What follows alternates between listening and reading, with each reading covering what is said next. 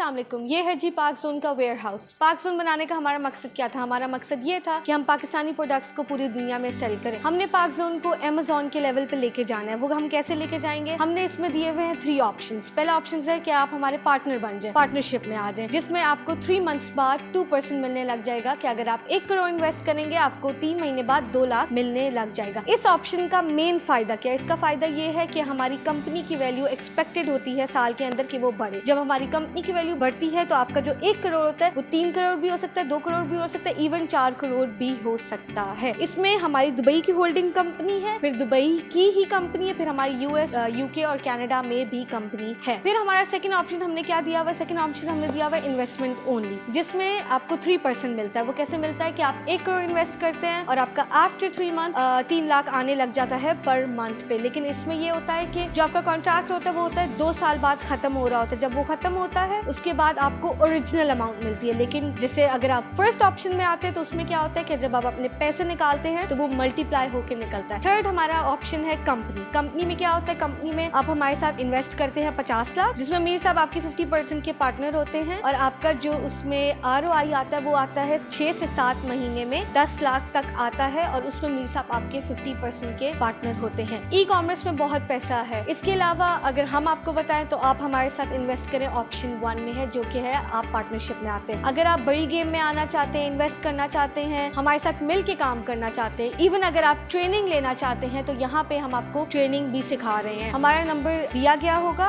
हमारी टीम पूरी पीछे बैठी है जो आपको गाइड करेगी। Thank you very much.